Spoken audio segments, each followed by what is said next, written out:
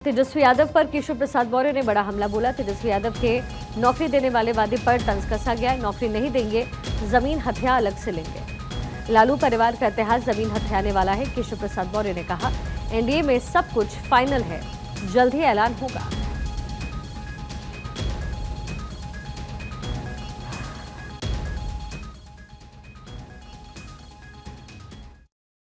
UP deputy CM और बिहार में BJP के चुनाव सह प्रभारी बनाए गए केशव प्रसाद मौर्य सब हमारे साथ मौजूद हैं। अभी आप बिहार से लौट करके आए, माहौल क्या है सर?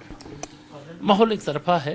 बिहार में जो चुनाव 2025 विधानसभा के होने जा रहे हैं, उसको कहने के लिए तो एनडीए लड़ेगा, लेकिन एनडीए का चुनाव वहाँ की जनता लड़ रही है। वहाँ का नौजवान लड़ रहा है, किसान लड़ रहा है, महिलाएं लड़ रही हैं, बड़े बुजुर्ग लड़ रहे हैं, गांव में रहने वाले लोग लड़ रहे हैं, शहर में रहने वाले लोग लड़ रहे हैं। सबको मालूम है कि एनडीए की सरकार में बिहार का भविष्य भी उज्जवल है और बिहार के लोगों का भविष्य भी उज्जवल है।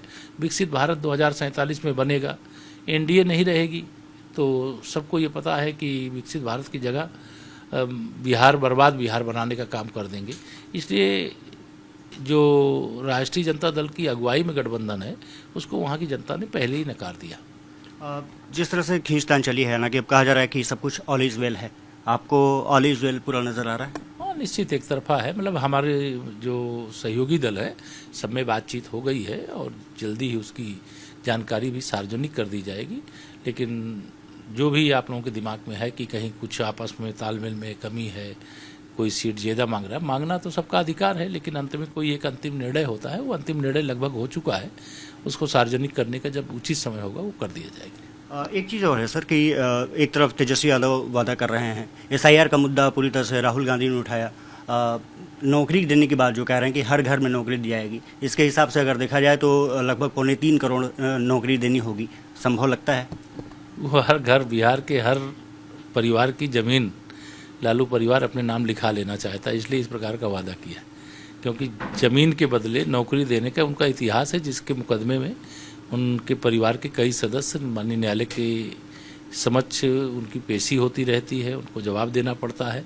यह वादा बचकाना है, गैर जिम्मेदाराना है। इस वादे को इस देश के किसी राज्य के किसी भी सरकार के द्वारा पूरा ही नहीं किया जा सकता। वो कहें कि हर घर के एक सदस्य को नौकरी दे देंगे तो इसको कोई सही नहीं मानेगा। लेकिन मैं ज़रूर बिहार के लोगों से अपील करूंगा कि अपनी ज़मीन बचा के रखिएगा, अन्यथा नौकरी देने का लालच दे करके ये आपकी ज़मीन लिखा लेंगे। बहुत बहुत शुक्रिया सर। तो ये थे केशव प्रसाद मौर्य साहब, तमाम मुद्दों पर चर्चा की। अपनी जीत का वादा एक तरफ से कहा कि जनता ही चुनाव लड़ रही है।